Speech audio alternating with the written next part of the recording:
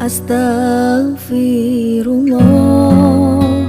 Assalamualaikum warahmatullahi wabarakatuh. Alhamdulillah, salatu wassalamu ala rasulillah wa ala alihi wa sahbihi wa mawalah, wa la hawla wa la quwata illa billahi wa ba'du.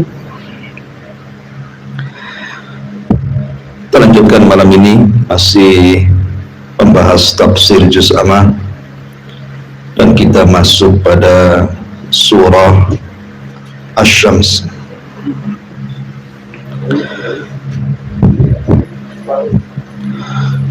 Baik, surah Asy-Syamsi itu disebut dengan surah Asy-Syamsu. Ada juga yang mengatakan surah Wasyamsi.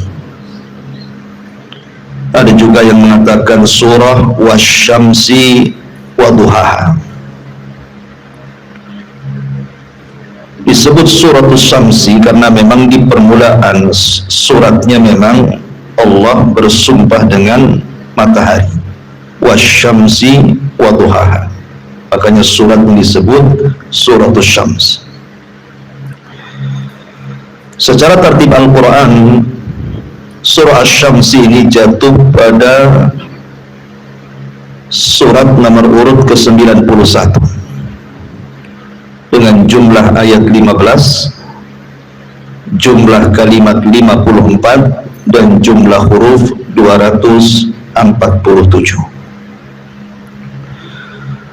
Dan surah Asy-Syamsi ini satu-satunya surat yang berturut-turut Allah subhanahu wa ta'ala bersumpah sampai 11 sumpah,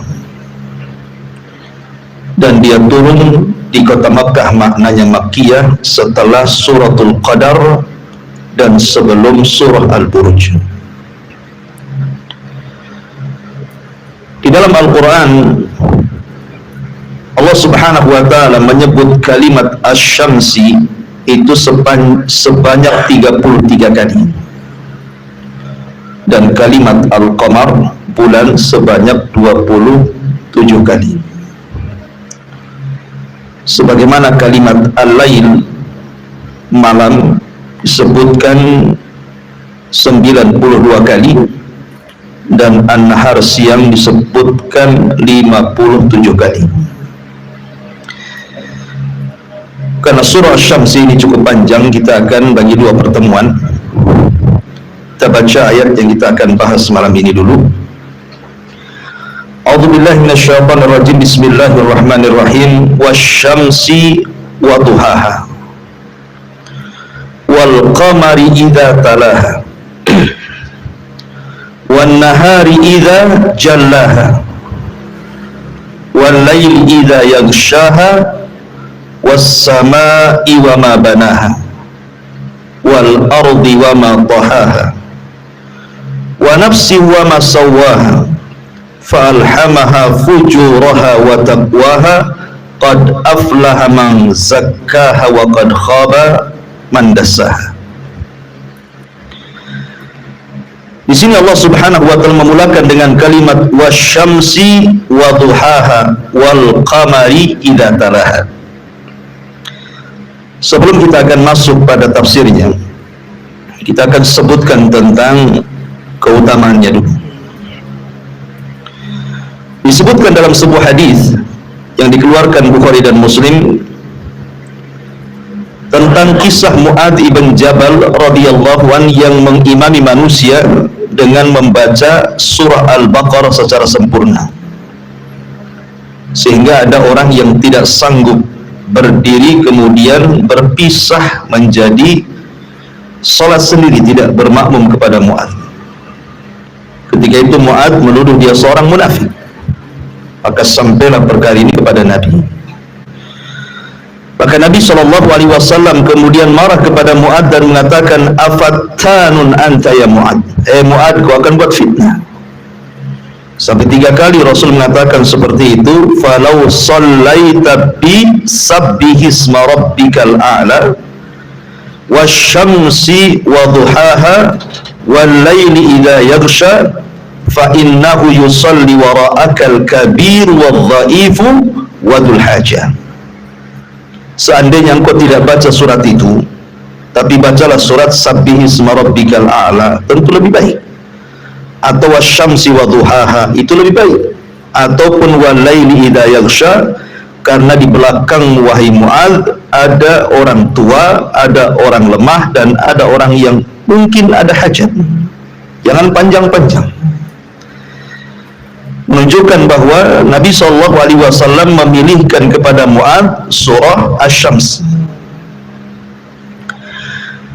Kemudian juga Nabi SAW biasa, terutama dalam salat Isya, maka beliau selalu membaca surah Asy-Syams, sebagaimana hadis yang dikeluarkan oleh Imam At-Tirmidzi dan juga An-Nasai. Tapi di sana ada hadis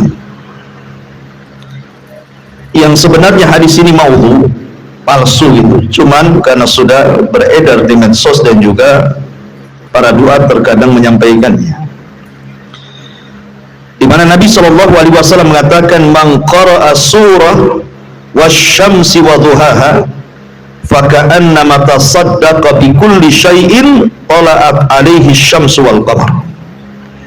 Barang siapa yang membaca surah wasyamsi wadhuhaha, seolah-olah dia telah bersedekah dengan segala sesuatu sejak terbit matahari dan bulan. Hadis ini maudhu dan tidak bisa dijadikan hujjah. Baik, masyarul muslimin yang dimuliakan Allah Subhanahu wa taala. Allah Subhanahu wa taala berfirman, wasyamsi wadhuhaha wal qamari idza talaha wan nahari idza jallaha wal laili idza yaghshaha. Demi matahari dan sinarnya di waktu duha,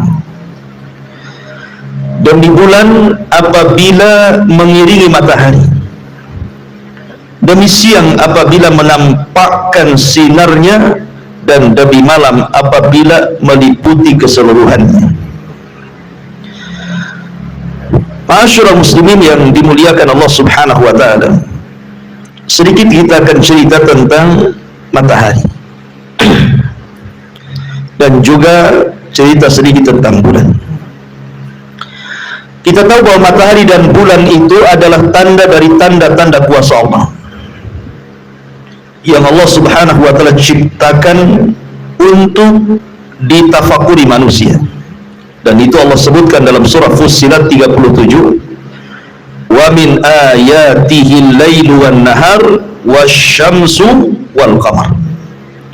Dan dari tanda-tanda kuasa Allah adanya malam dan siang, dan adanya matahari dan bulan. Ketika kematian Ibrahim, putra Rasulullah SAW dari Maria Kiptiyah, ketika itu usianya setahun 8 bulan, maka tiba-tiba terjadi gerhana matahari total, sehingga membuat gelap kota Madinah. Dan gerhana di zaman itu kan jarang, sehingga menakutkan. Kalau gerhana di zaman sekarang 1 tahun gerhana, tahun depan sudah diumumkan di almanak, sehingga biasa saja. Makanya dengan kejadian matahari, gerhana matahari total bertepatan dengan meninggalnya Ibrahim, putra Rasul SAW, semua manusia ketakutan. Sehingga orang-orang menyangka, karena tradisi jahiliyah, kalau sesuatu terjadi di langit, keyakinan mereka seolah-olah ada orang yang mati atau ada orang yang lahir dari orang-orang besar. Maka Nabi SAW meluruskan keyakinan jahiliyah itu. Kata Nabi SAW, inna syamsa wal qamar ayatani min ayatil laili la yankashifani li mauti ahadin walakin Allah yukhawwifu bihi ma'ibadah. Kata Nabi SAW, sesungguhnya matahari dan bulan itu keduanya tanda-tanda kuasa Allah. Tidaklah keduanya terjadi gerhana karena kematian seseorang, akan tetapi Allah tampakkan 2 gerhana, baik matahari atau bulan itu, dalam rangka menakut-nakuti hambanya. Karena gerhana itu tanda-tanda kiamat masalahnya. Karena di akhir zaman Gerhana itu akan terus berlaku sepanjang tahun sampai akhirnya menjadi tanda-tanda kiamat besar. Khasfun bil masyriq wa khasfun bil maghrib wa khasfun bi jaziratil Arab. Kalimat khasfun kalau ke atas itu gerhana, tapi kalau ke bawah itu artinya gempa. Makanya ada kusuf, ada khusuf gitu ya. Salat khusuf atau salat kusuf. Baik, ma'asyiral muslimin yang dimuliakan Allah Azza wa Jalla. Kalau kita melihat, kita tahu bahwa matahari ini makhluk Allah yang sangat besar. Kalau dibandingkan dengan besarnya bumi, yang antum belajar fisika tentu tahu ya. Perbedaannya hampir 1,2 juta lebih gitu, besarnya matahari dibandingkan bumi. Tapi bulan justru lebih kecil daripada bumi 4 kali lipat. Artinya bahwa matahari ini makhluk yang sangat besar sekali, yang sangat indah pada waktu-waktu tertentu ketika terbenam. Makanya banyak orang yang moto gitu ya. Akan tetapi ma'asyiral muslimin yang dimuliakan Allah Subhanahu wa taala, walaupun demikian matahari dan bulan itu tetaplah hamba-hamba Allah. Karena ada sebagian orang dari zaman ke zaman yang menganggap matahari dan bulan itu serta bintang-bintang yang lainnya dijadikan Tuhan. Karena besarnya, karena cahayanya, karena manfaatnya, sebagian orang menganggap Tuhan kan. Contoh umpamanya, ketika Hudhud disidang oleh Nabi Allah Sulaiman karena tidak ikut berbaris dalam pasukan. Alasan Hudhud apa?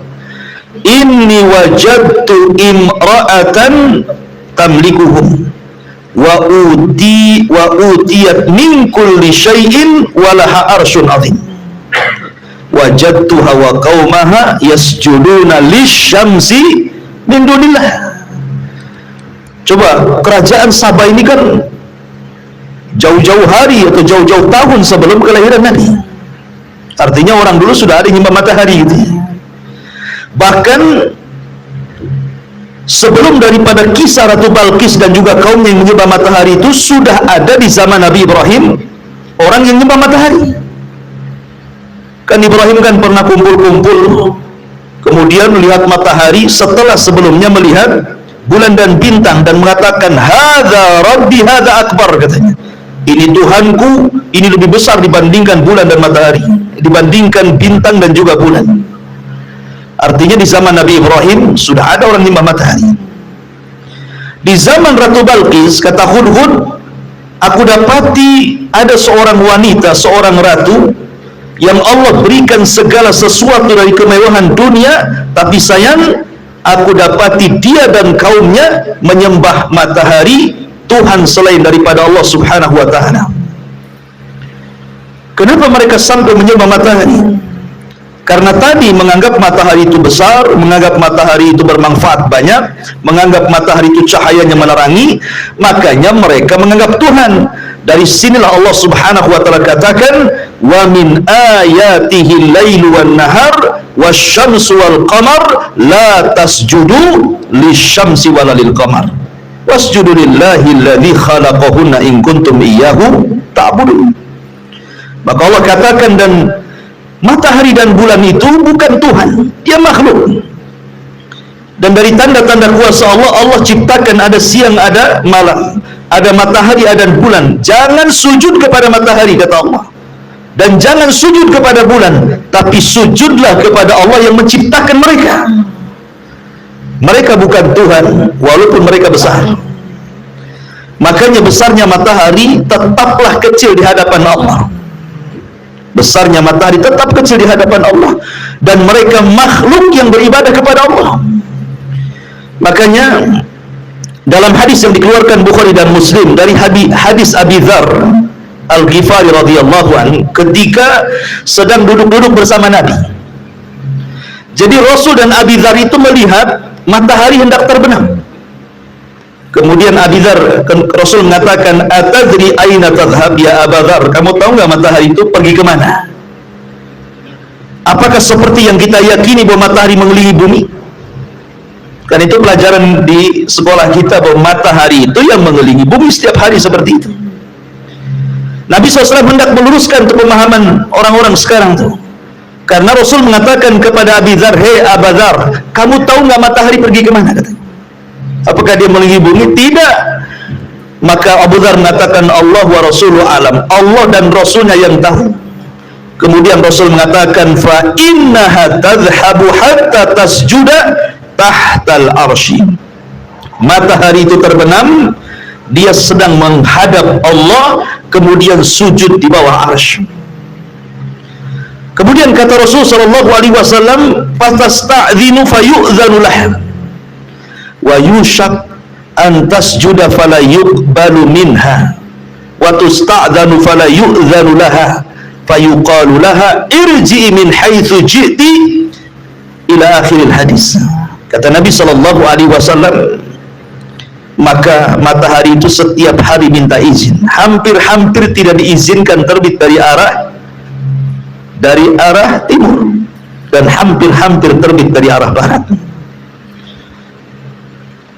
Kalau seandainya matahari sampai terbit dari arah barat, berarti sudah masuk dari tanda-tanda kiamat besar. Karena pertengahan tanda-tanda kiamat besar itu tulu'us syamsi min maghribiha. Setelah awalnya keluar Dajjal, kemudian turunnya Isa bin Maryam, kemudian keluarnya Ya'juj wa Ma'juj. Ini 3 alamat pertama.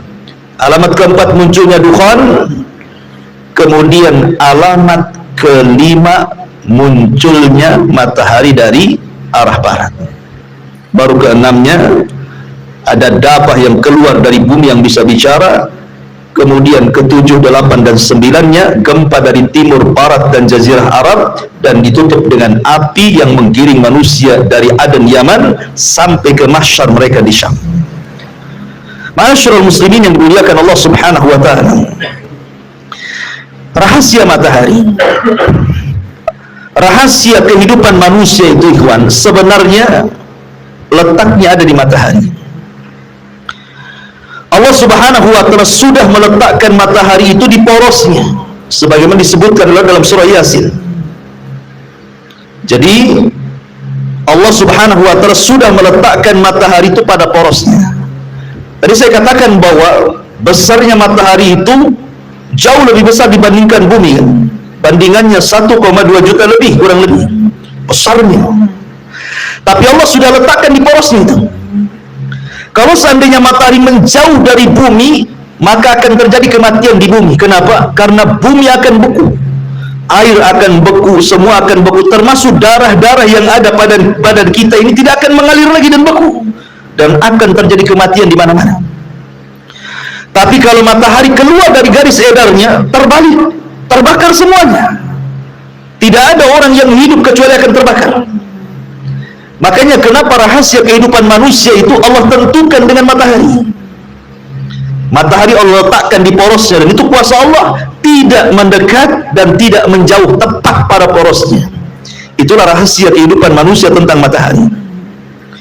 Ma'asyiral muslimin yang dimuliakan Allah Azza wa Jalla, ada 2 faedah yang sangat penting untuk kita pahami kalau Anda sedang melihat matahari. Pertama, faedah maknawi, dan yang kedua faedah hissi. Apa faedah maknawi dan apa faedah hissi itu? Ma'asyiral muslimin yang dimuliakan Allah Subhanahu wa taala, sebelum saya jelaskan 2 faedah ini, ada sebuah pertanyaan.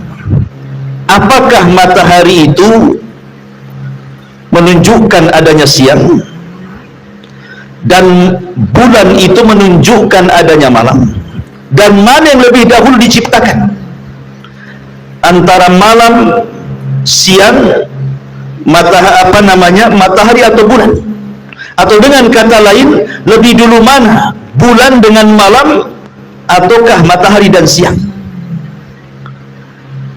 Ma'asyiral muslimin yang dimuliakan Allah Subhanahu wa taala, kita tahu bahwa Allah Subhanahu wa taala menciptakan malam dan siang itu sebelum menciptakan matahari dan bulan. Jadi sebelum ada matahari dan bulan, siang malam itu sudah ada. Siang dan malam itu sudah ada sebelum adanya matahari dan bulan. Bukan menunjukkan dengan adanya bulan berarti malam, adanya matahari berarti siang, bukan. Karena penciptaan malam dan siang dengan penciptaan matahari dan bulan itu lebih dulu. Dan itu disyaratkan di dalam Al-Qur'anul Karim, inna fi khalqis samawati wal ard wa ikhtilafil laili wan nahar. Sesungguhnya di dalam penciptaan langit dan bumi dan ikhtilafnya malam dan siang, bergesernya ada malam ada siang, itu adalah tanda-tanda kuasa Allah bagi orang yang berakal. Jadi siang malam itu sudah diciptakan oleh Allah Subhanahu wa taala, tetapi baik siang ataupun malam sama-sama gelap karena belum diberikan tanda. Tapi sudah diciptakan ada siang ada malam, tapi belum diberikan tanda. Baru setelah Allah ciptakan adanya siang adanya malam, baru Allah kasih tanda dengan diciptakannya matahari dan bulan. Makanya Allah Subhanahu wa taala mengatakan, wa ja'alna al-laila wan nahar ayataini famahawna ayatal laili wa ja'alna ayatan nahari mubsiratan. Apa kata Allah? Dan kami jadikan malam dan siang sebagai dua tanda kebesaran kami, kemudian kami hapuskan tanda malam dan kami jadikan tanda siang terang benderang. Ya, yang tadinya gelap tuh, baik siang gelap malam gelap gitu ya, mulailah kemudian Allah berikan tanda dengan menghapus tanda malam menjadi siang dengan diciptakan matahari, gitu maksudnya. Ya, makanya malam itu pertama diciptakan, baru kemudian siang, kemudian baru Allah menciptakan ada matahari dan ada bulan. Dan kita tahu bahwa malam itu lebih dulu dari siang, dan malam itu lebih luas dibandingkan siang. Sudah saya jelaskan dalam surah Al-Lail bahwa cahaya matahari itu kalau di persen cahaya yang ke bumi, kalau di persen itu cuman 1% saja, lebihnya alam semesta ini gelap. Makanya Allah Subhanahu wa taala selalu menggunakan fi'il mudhari ketika menjelaskan kalimat lail. Wal laili idza yaghsha wan nahari idza tajalla. Ketika Allah menyebutkan malam menggunakan fi'il mudhari, tapi ketika menyebutkan siang Allah sebut dengan fi'il madhi. Kenapa? Karena faedah fi'il mudhari itu artinya lebih meluas dibandingkan fi'il madhi. Lebih luas maknanya. Sekarang hal wal mustaqbal itu bahasanya. Dia lebih meliputi dibandingkan fi'il madhi. Ya. Karena alam semesta ini bersama galaksinya dasarnya itu malam. Terang itu hanya ada di bumi saja. Di planet-planet lain tidak. Yang terang itu hanya di bumi saja. Di bumi sendiri tidak semua bumi terang ketika terbit matahari kan. Ada beberapa daerah itu justru masih malam. Jadi hanya 1% saja dibandingkan gelap, gitu maksudnya. Dan itu kuasa Allah Subhanahu wa taala. Ini jadi belajar fisika. Jadi guru fisika. Ma'asyiral muslimin yang dimuliakan Allah Subhanahu wa taala. Tapi yang jelas bahwa kita kembali kepada fokus bahwa ada faedah maknawi yang luar biasa ketika antum melihat matahari. Jadi para ulama mengatakan, kenapa kita disyariatkan sholat duha? Kan kita disyariatkan sholat duha itu. Apa sih sebabnya? Apa rahasia dibalik sholat duha itu? Ketika seseorang itu memandang matahari, ikhwan, berarti kita diingatkan tentang hari akhir. Kita diingatkan dengan hari akhir. Karena panasnya matahari itu mengingatkan akan panasnya kelak hari akhir, yaumul qiyamah, dan panasnya neraka. Makanya pada hari kiamat, ketika Allah Subhanahu wa taala berfirman, wa idzan nujumun kadara, ketika bintang-bintang dijatuh-jatuhkan, ditubruk-tubrukkan satu dengan yang lain, matahari dan bulan tidak dijatuhkan. Dan Allah katakan wa jumi'asy syamsu wal qamar, dan Allah gabungkan matahari dan bulan. Jadi semua bintang jatuh, semua bintang hancur kecuali matahari dan bulan. Allah tidak hancurkan, karena Allah gabungkan matahari dan bulan itu, kemudian Allah letakkan di atas kepala manusia lebih dekat dibandingkan ketika manusia berada di bumi, karena jaraknya 1 mil. Sementara ketika kita berada di bumi, jarak kita dengan matahari itu entah berapa kecepatan cahaya, tetapi kalau di akhirat sudah jelas mataharinya di atas kepala 1 mil. 1 mil pun menjadi khilaf kalimat mil dalam hadis itu. Kata rawi mengatakan, aku tidak tahu makna milun dalam hadis itu. Apakah mil itu alat bercelak? Maknanya tidak sampai 1 jengkal matahari di atas kepala, ataukah makna mil di situ jarak, ada meter, ada kilo, ada mil, gitu ya. Kalaupun itu adalah jarak, terlampau dekat matahari di atas kepala itu. Jadi matahari itu mengingatkan kita akan hari akhir, bahwa matahari akan didekatkan tetap pada hari kiamat. Dan ketika kemudian manusia sudah dihisab, kemana perginya matahari? Sekarang orang sudah masuk surga, yang satu masuk neraka. Lah kemana perginya matahari dan bulan itu? Maka Allah Subhanahu wa taala menyebutkan, Rasulullah SAW menyebutkan dalam hadis Abi Dzar radhiyallahu an, matahari dan bulan itu akan dibenamkan ke dalam neraka. Abi Dzar bertanya, apa dosanya matahari dan bulan sehingga masuk neraka? Dia kan makhluk Allah juga, kok bisa dimasukkan ke neraka, apa dosanya, katanya. Maka Rasul mengatakan tidak, matahari dan bulan dimasukkan ke neraka itu bukan karena keduanya berdosa, tetapi ingin membantah orang-orang yang menyembah matahari dan bulan ketika di dunia, bahwa matahari dan bulan bukan Tuhan, makanya dibenamkan sekali ke neraka. Dari sini menunjukkan bahwa ketika kita melihat matahari itu, dibayangkan bahwa kita diingatkan dengan hari akhir. Kemudian yang kedua, ketika Nabi Allah Subhanahu wa taala berfirman dalam Al-Quran, dalam peristiwa Perang Tabuk kalau nggak salah. Ketika itu kan Perang Tabuk itu pada musim panas. Perjalanan Madinah ke Tabuk itu jauh, tidak bisa dilalui jalan kaki, tidak bisa dilalui kuda biasa, harus kuda perang terlatih. Lawan yang dihadapinya adalah orang Romawi, dan itu pertama kali Rasul menghadapi Romawi di Tabuk.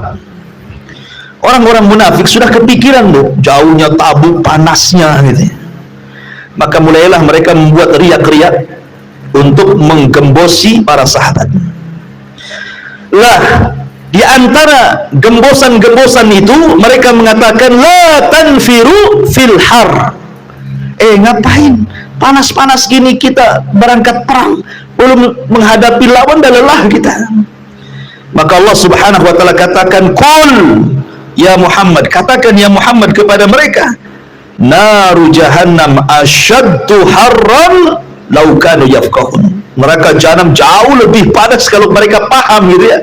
Maka Allah katakan, farihal mukhallafuna bimaq'adihim khilafa Rasulillah wa karihu an yujahidu bi amwalihim wa anfusihim fi sabilillah wa qalu la tanfiru fil har qul naru jahannam asyaddu harra law kanu yafqahun. Turun ayat ini.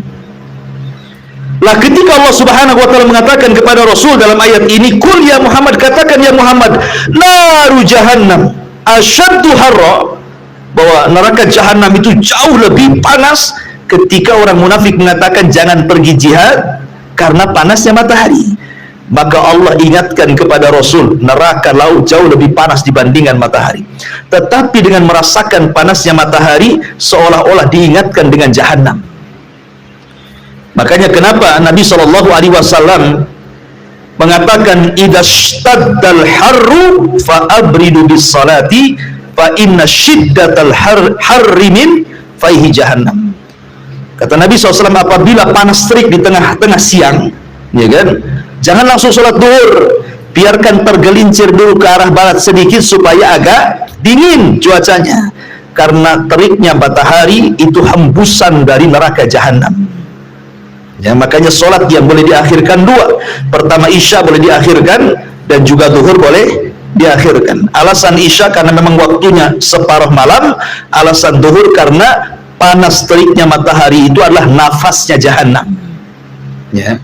Ma'asyiral muslimin yang dimuliakan Allah Azza wa Jalla, intinya bahwa matahari itu mengingatkan kita tentang akhirat. Dan panasnya matahari juga mengingatkan kita tentang neraka. Panasnya matahari itu.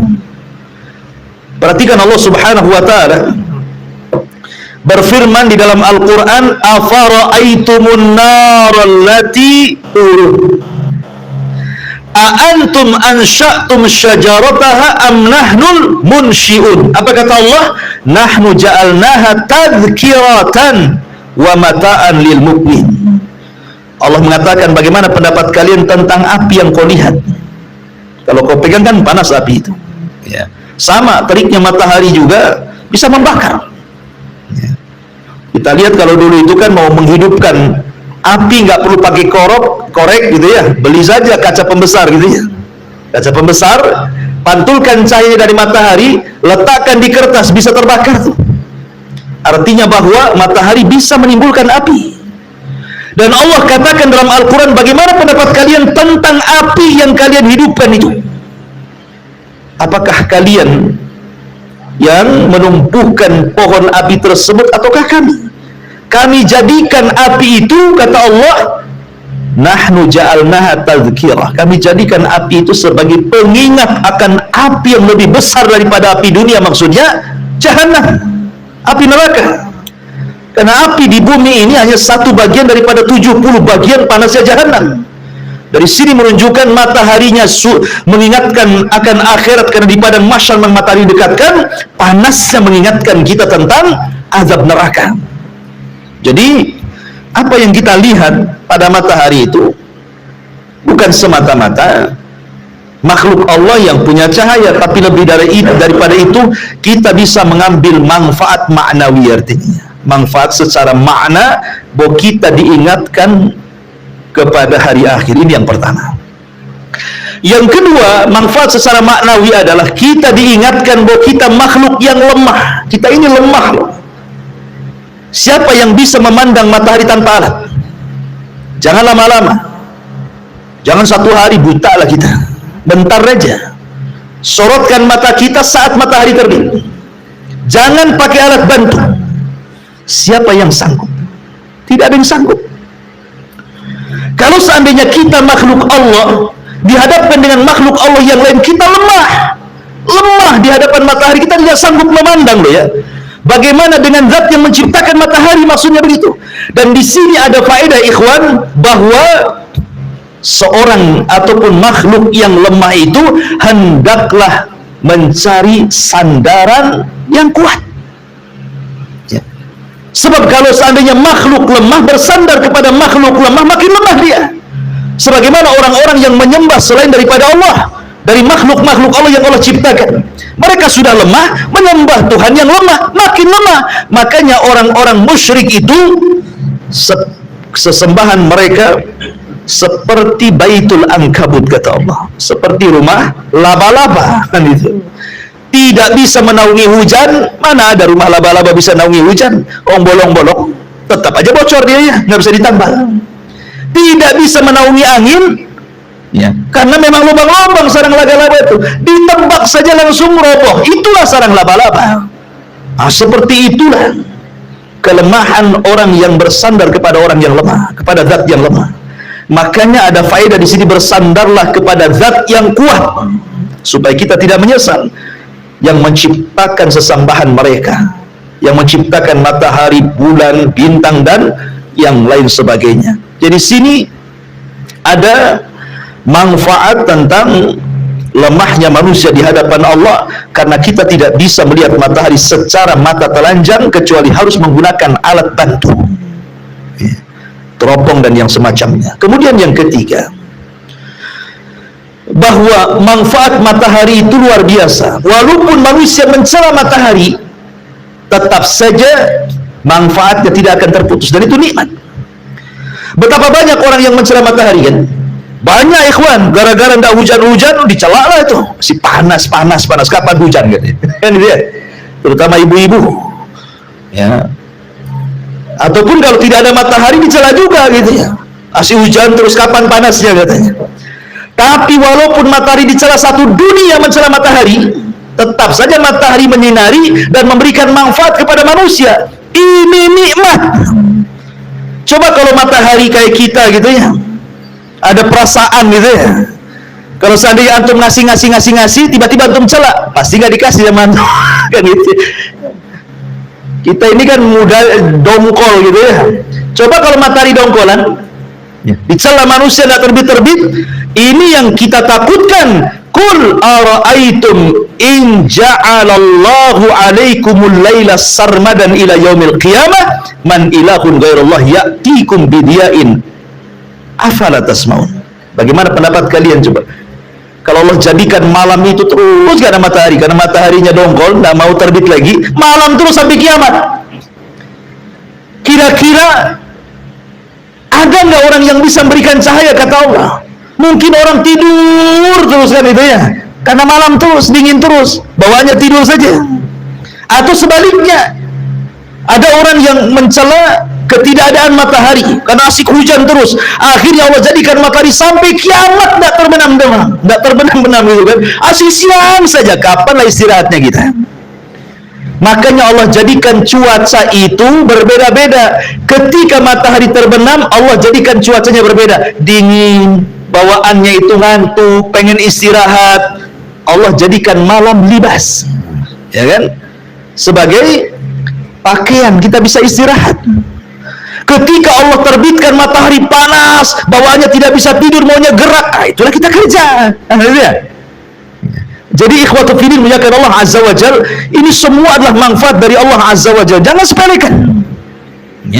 Ini secara manfaat maknawi. Di sana ada manfaat hissi. Manfaat hissi itu maksudnya manfaat yang langsung kita rasakan, badan kita merasakannya. Apa Jul paham lah kan? Karena orang kesehatan, bahwa orang yang berjemur di pagi hari itu pasti akan dapat vitamin dal. Kalau dalam bahasa Arabnya, kalau bahasa kitanya D, vitamin dal. Vitamin D kan itu.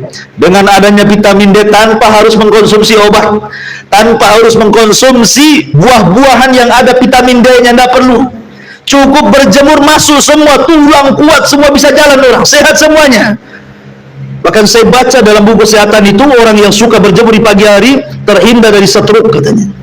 Tidak mudah stroke orangnya, tidak mudah terkena penyakit gula katanya. Kemudian badannya akan sehat.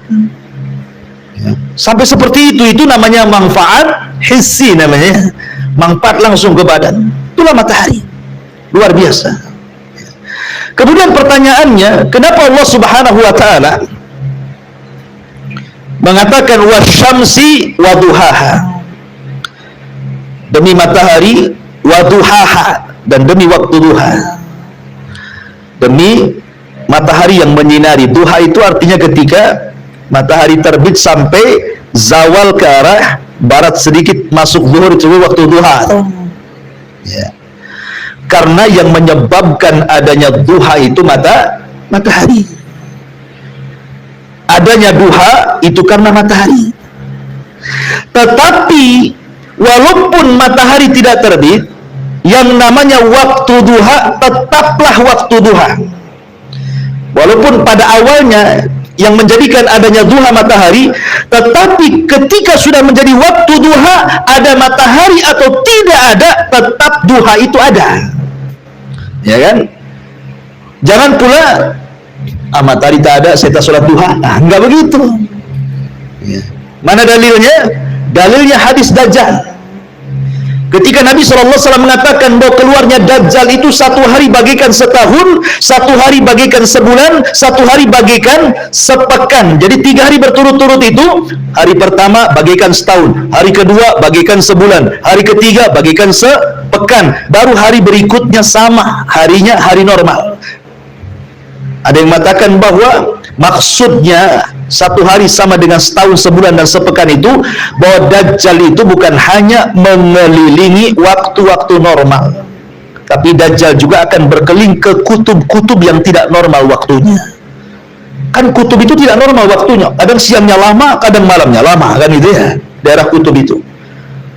Lah ketika kemudian sahabat bertanya soal ibadah, yang satu harinya 1 tahun itu macam mana sholat puasanya Nabi katanya. Jangankan 1 tahun tak makan, 3 hari tak makan dah di kuburan tuh, dah mati. Ini setahun pula tak makan, bagaimana caranya puasanya itu? Maka Rasul mengatakan faqdirulah, kira-kirakan. Jadi kalau 1 harinya bagikan 1 tahun, dikira-kirakanlah dari zuhur ke asar berapa jam, dari asar ke maghrib berapa jam, dari maghrib ke isya berapa jam. Kalau umpamanya kita puasa Indonesia dari mulai terbit fajar sampai terbenam itu berapa jam. Kalau sudah sampai jam, bukalah walaupun masih siang, itu maksudnya. Tanya ke tetangga yang normal waktunya, telepon saja, sudah maghrib belum, sudah, di sini baru pagi, makan, gitu maksudnya ya, karena mengikuti daerah yang normal. Artinya bahwa kembali kepada topik bahwa yang menyebabkan adanya duha matahari, tapi ketika sudah menjadi waktu duha, maka matahari tidak lagi jadi patokan duha. Ada duha, tidak ada duha, ada matahari atau tidak ada matahari, tetap kalau sudah jamnya duha, sholat duha, gitu maksudnya. Dan sholat duha itu seafdal-afdalnya ketika anak unta berlalian karena kepanasan tidak sanggup duduk dia. Ya antara jam 10, jam 11 itu seafdal-afdalnya waktu duha, karena sekali lagi manfaat rahasia di waktu duha, saya ulangi tadi tidak saya jelaskan. Kenapa disyariatkan duha? Karena di antara manfaat maknawi diingatkan dengan hari akhir. Maka karena kita diingatkan dengan hari akhir, diingatkan dengan berdiri padang mahsyar, diingatkan dengan neraka, timbullah rasa takut ketika melihat matahari. Karena timbul rasa takut, maka kita ingin bertobat kepada Allah, kemudian melaksanakan duha. Makanya sholat duha disebut sholatul awabin, sholatnya orang yang tobat. Ya. Kenapa tobat? Karena takut. Ya. Itulah kenapa rahasia di balik sholat duha itu. Di situ rahasianya. Tetapi tidak disyariatkan sholat duha tiap hari, karena Rasul tidak tiap hari sholat duha. Rasul itu kadang sholat 1 hari, kadang 2-3 hari tak sholat, nah sholat lagi, kemudian tidak sholat lagi. Jadi tidak disyariatkan, tidak dianjurkan setiap hari. Dalam hadisnya illa ghibban, kecuali diselang sehari sholat, 2 hari tidak, kemudian sholat 3 hari tidak. Lain dengan sholat malam, Rasul tiap malam sholat. Ma'asyiral muslimin yang dimuliakan Allah Azza wa Jalla, ini diantara makna wasyamsi wa duhaha wal qamari idza talaha wan nahari idza jallaha wal laili idza yaghshaha. Demi siang apabila menampakkan sinarnya, dan demi malam apabila menutupinya gelap gulita. Perhatikan di sini, Allah Subhanahu wa ta'ala dahulukan siang daripada malam. Harusnya kan malam dulu baru siang, karena asal penciptaan itu malam baru siang. Tapi dalam surah Asy-Syams ini kenapa siang dulu baru malam? Dalam surah Al-Lail yang kita sudah bahas, wal laili idza yaghsha wan nahari idza tajalla, malam dulu baru siang. Dan hampir semua Al-Quran secara umum kalau menyebutkan siang malam, mesti malam dulu baru siang, kecuali dalam surah Asy-Syams ini. Kenapa didahulukan siang baru malam? Wan nahari idza jallaha wal laili idza yaghshaha, kan itu. Kata ulama, didahulukan kalimat siang baru malam, padahal hampir semua ayat dalam Al-Qur'an itu didahulukan malam baru siang, karena untuk disesuaikan dengan munasabah ayat sebelumnya. Karena ayat sebelumnya didahulukan apa? Matahari kan? Baru bulan. Maka harus sesuai dengan ayat setelahnya. Matahari gandingannya siang, bulan gandingannya malam. Makanya Allah sebutkan wasyamsi waduhaha wal qamari idza talaha. Kemudian untuk menyesuaikan lafaz, maka mendahulukan siang karena sebelumnya disebutkan matahari dulu, baru kemudian malam karena setelah disebutkan bulan. Tapi pada dasarnya ayat Al-Quran itu lebih mendahulukan malam dibandingkan siang, karena alasan tadi, karena malam itu adalah awal yang diciptakan oleh Allah, satu, sebelum siang. Yang kedua, karena malam jauh lebih meliputi segala alam semesta dibandingkan siang yang hanya bumi saja. Makanya malam dulu baru siang, ya. Baik, masyaallah muslimin yang dimuliakan Allah Subhanahu wa ta'ala. Adapun tentang faedah malam dan siang, antum bisa murajaah di YouTube, yang sudah subscribe, like and share. Jadi bisa dalam tafsir surah Lail yang sudah saya jelaskan, itu saya jelaskan tentang manfaat malam dan juga siang. Jadi tidak perlu diulang. Ya. Masyaallah muslimin yang dimuliakan Allah Azza wa Jalla. Kemudian Allah mengatakan was-sama'i wa ma banaha wal ardi wa ma tahaha. Demi langit serta pembinaannya, dan demi bumi serta penghamparannya.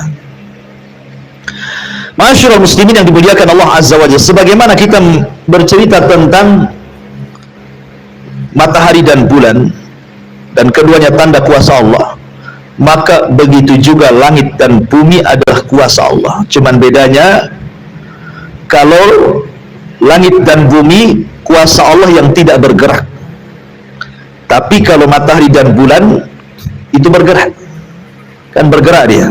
Tapi kalau langit dan bumi kapan-kapan bisa dipandang, mau siang mau malam. Ya, bumi juga sama. Tapi kalau matahari tidak bisa dipandang kecuali siang, bulan tidak bisa dipandang kecuali malam, kan itu. Lah kita tahu bahwa banyak keajaiban langit dan bumi itu. Dan hadis Abdullah ibn Mas'ud radhiyallahu anhu ketika, atau asar lah, bukan hadis, perkataan Abdullah ibn Mas'ud radhiyallahu anhu mengatakan, bainas sama'i dunya wallati taliha 500 amin. Bahwa jarak langit dunia yang kita lihat, kemudian langit setelahnya, langit kedua dan ketiga sampai ketujuh, itu antara satu langit ke langit berikutnya itu jaraknya 500 amin, 500 tahun perjalanan. 500 tahun perjalanan, saking tingginya langit satu ke langit berikutnya itu. Ya. Begitu juga antara langit ketujuh dengan kursi 500 tahun perjalanan. Kemudian antara kursi ke air juga 500 tahun perjalanan. Kemudian antara air ke arsy juga 500 tahun perjalanan, begitu seterusnya. Dalam asar Abdullah bin Mas'ud radhiyallahu anhu.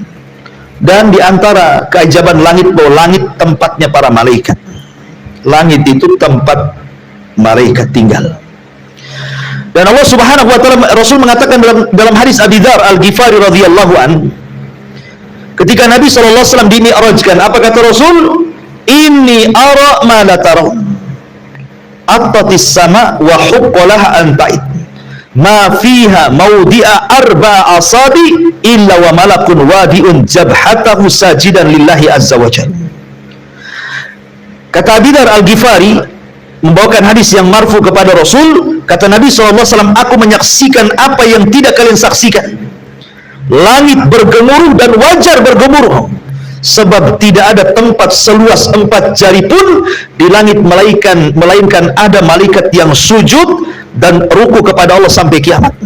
Jadi 4 jari dari sini malaikat, 4 jari malaikat, sebanyak itu malaikat yang ada di langit. Ya.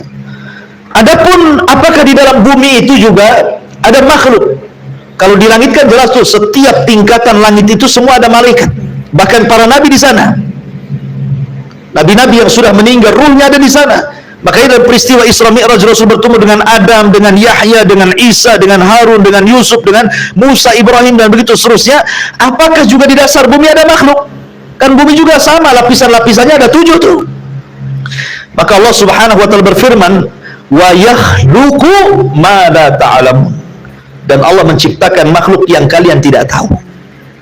Al-Imam Al-Qurtubi ketika memberikan catatan ayat ini, beliau mengatakan qala al-jumhur, berkata jumhurul ulama, minal khalqi, maksudnya makhluk yang kalian tidak tahu adalah dari ciptaan Allah, kita tidak tahu.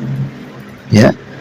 Ada yang mengatakan anwa al-hasyarat wal hawam fi asafilil ardi wal barri wal bahri mimma lam yarahul basharu wa lam yasma'u bihi. Ataupun makhluk Allah dari binatang-binatang kecil, baik di dasar bumi atau di dasar lautan atau di dasar daratan, yang kalian tidak pernah melihat dan tidak pernah mendengarnya. Boleh jadi ada makhluk yang kita tidak tahu. Di dalam bumi ini, dari lapisan-lapisannya sampai ke bawah, sampai lapisan yang ke-7, boleh jadi ada makhluk, cuman kita tidak tahu. Karena Allah mengatakan wa yakhluqu ma yasha. Allah ma la ta'lamun wa yakhluqu ma la ta'lamun, dan Allah menciptakan makhluk yang kalian tidak tahu, dan itu keajaiban Allah Azza wa Jalla. Ya, di antaranya adalah kisah ketika Nabi Daud membaca Zabur. Tiba-tiba kemudian burung ikut berkicau, gunung ikut juga membaca dengan suaranya. Akhirnya suara lirih, tahu apa, Zaburnya tidak terdengar karena lebih besar suara gunung dibandingkan suara Zabur. Maka Daud kemudian ya coba ngomong sama malaikat Jibril, macam mana Allah akan tahu suaraku sementara gunung lebih besar suara tasbihnya dibandingkan aku? Maka Jibril membawa Daud ke dasar bumi yang paling dalam. Ya. Kemudian di dasar bumi yang paling dalam diambilnya satu batu, kemudian dipecah, rupanya ada dun, ada ulat. Kemudian kata Jibril, coba letakkan telingamu di ulat itu. Kedengaran tasbihnya tidak? Maka kata Nabi Daud, aku mendengar tasbihnya. Kalau ulat di dasar bumi saja bertasbih dan Allah mendengarnya, kok ini di bawah di permukaan bumi lebih Allah dengar lagi. Ya. Artinya bahwa intinya bahwa baik di langit ada makhluk, di bumi juga ada makhluk. Dan ingat bahwa langit itu Allah katakan wa baina was-sama'i banainaha bi aidin wa inna lamusyun. Artinya langit itu dibangun, ada bangunannya. Karena ada orang-orang yang kemudian mengingkari ayat tentang langit itu punya bangunan. Disangkanya langit itu ya awan, ya angin, ya bukan berupa bangunan. Tidak, langit itu ada bangunannya dan ada pintunya. Tidak sembarang masuk dan menembus langit. Makanya dalam peristiwa Isra Mi'raj itu Rasul tidak bisa menembus pintu langit dari Mekah. Dia harus ke Palestina dulu. Karena sejajarnya pintu langit itu dengan Masjidil Aqsa. Sebenarnya Rasul bisa saja di Mekah ke langit. Masalahnya tidak ada pintunya di sana. Makanya harus kemudian hijrah dulu, melaksanakan perjalanan Isra dulu, baru dari Palestina dia naik ke langit. Karena orang yang mengingkari bahwa langit bukan berbentuk bangunan seperti orang-orang ateis, maka kita katakan dia telah mendustakan dari Al-Quranul Karim yang mengatakan bahwa langit itu adalah dalam bentuk bangunan. Ma'asyiral muslimin yang dimuliakan Allah Azza wa Jalla. Adapun keajaiban langit, ya ma'ruflah kalau antum memandang ke langit itu kan ada awan yang mampu menampung air dari bumi kemudian dijatuhkan jadi hujan. Siapa yang buat kayak gini coba? Allah, ya kan? Kemudian dihembuskan angin dari langit, ada yang panas, ada yang dingin. Siapa yang menghembuskan angin-angin kalau bukan Allah Azza wa Jalla? Kemudian juga ada petir, ada geledek, macam-macam di langit itu. Dan siapa yang membuat seperti itu kalau bukan karena Allah? Begitu juga di bumi kan? Di bumi luar biasa lagi. Coba dalam lautan itu macam-macam dikeluarkan, ada gas, ada minyak, ada perhiasan, ada jamrud, macam-macam ya kan. Itu kuasa siapa? Allah Subhanahu wa taala. Artinya bahwa Allah Subhanahu wa taala ketika bersumpah dengan langit dan bumi karena keduanya ada manfaat besar bagi manusia. Dan Allah jadikan bumi itu firas, terhampar, sehingga kita bisa berjalan tanpa goyang, kita bisa berjalan tanpa oyang, kita bisa berjalan tanpa jatuh, kita bisa tidur kemudian besoknya tidak sakit badan. Coba, siapa yang menjadikan kemudian bumi itu hamparan, firas, kasur bagi kita kalau bukan karena Allah? Dan itu salah satu penyebabnya karena Allah jadikan gunung-gunung itu menjadi pasak sehingga bumi tidak gempa. Siapa yang menjadikan gunung pasak? Allah. Ya, artinya bahwa banyaklah kalau kita bicara tentang keajaiban-keajaiban yang ada di langit dan yang ada di bumi. Kemudian Allah mengatakan wa nafsin wa ma sawwaha falhamaha fujuraha wa taqwaha qad aflaha man zakkaha wa qad khaba man dassaha. Kita berhenti sampai sini ya. Demi jiwa serta penyempurnaan ciptaannya, maka dia mengilhamkan kepada jalan kejahatan dan ketakwaan. Sungguh beruntung orang-orang yang mensucikan jiwanya, dan sungguh rugi orang-orang yang mengotori jiwanya. Abi Malik Al-Harits ibn Asim Al-Ash'ari radhiyallahu anhu, seorang sahabat Rasul, seorang Yaman, dan meriwayatkan hampir 27 hadis dari Nabi. Beliau mengatakan dalam sebuah hadis yang didengar dari Nabi SAW ketika menyebutkan tentang pintu-pintu kebaikan. Kata beliau bahwa kebersihan itu separuh iman. Ucapan alhamdulillah itu bisa memberatkan timbangan. Kemudian sholat itu cahaya. Kemudian sedekah itu bukti. Kemudian sabar juga cahaya. Kemudian di ujung hadis dia mengatakan apa? kullun nasi yagdu fabai'un nafsa famu'tikuha au mubikuha. Setiap manusia akan keluar dari rumahnya. Setiap manusia, kan nggak ada orang itu yang ngerem terus di rumah kan, pasti suatu ketika keluar, mau pagi, mau siang, mau malam kan itu. Setiap orang yang keluar dari rumahnya itu terkadang dia sedang menjual dirinya. Ada yang menjual dirinya untuk ketaatan kepada Allah, beruntunglah dia. Tapi ada juga yang menjual dirinya untuk kemaksiatan kepada Allah, rugilah dia. Makanya Allah mengatakan, inna sa'yakum lasyatta. Usahakan itu berbeda-beda. Ada yang mencari kebaikan, ada yang mencari kejahatan. Ada yang melakukan kesyirikan, bid'ah dan kemaksiatan. Ada yang mencari tauhid, sunnah dan juga ketaatan. Macam-macam orang itu berlaku di luar sana. Ya. Tapi Allah Subhanahu wa ta'ala puji kepada jiwa-jiwa yang mereka betul-betul hendak membersihkan jiwanya dan tidak mengotori jiwanya.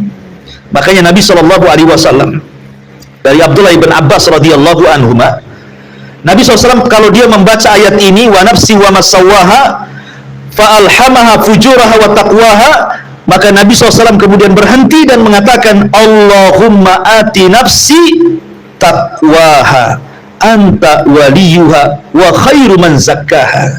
Jadi kalau Rasul membaca ayat ini, Rasul pasti berhenti, kemudian mengangkat kedua tangannya dan mengatakan, ya Allah, berikan kebersihan pada jiwaku, maksudkan ketakwaan kepadaku, karena engkau adalah pelindung terbaik dan engkau sebaik-baik orang yang mensucikan jiwa.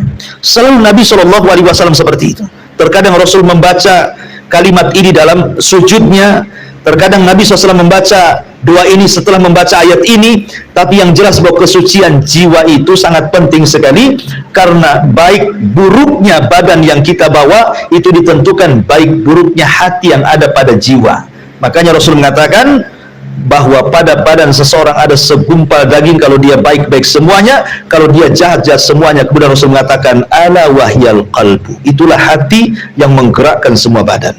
Wallahu alam. Ini tafsir singkat dari surat Asy-Syamsi, karena juga memang pembahasannya banyak sekali ya, tidak mungkin kita selesaikan dalam satu malam.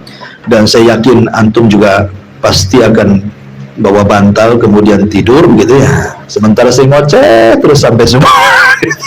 Jadi sudahlah, karena juga kemampuan mata juga terbatas, maka kita akhiri saja kajian kita. Baik, sebelum saya akhiri, mungkin di antara jamaah ada yang mau bertanya, silahkan.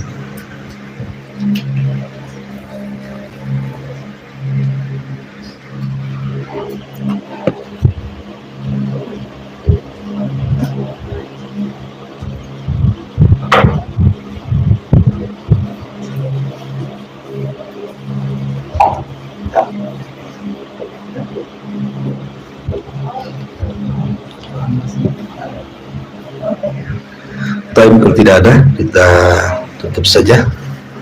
Subhanallah bihamdika, asyhadu an la ilaha illa anta astaghfiruka wa atubu ilaik. Wallahu ta'ala. Assalamualaikum warahmatullahi wabarakatuh.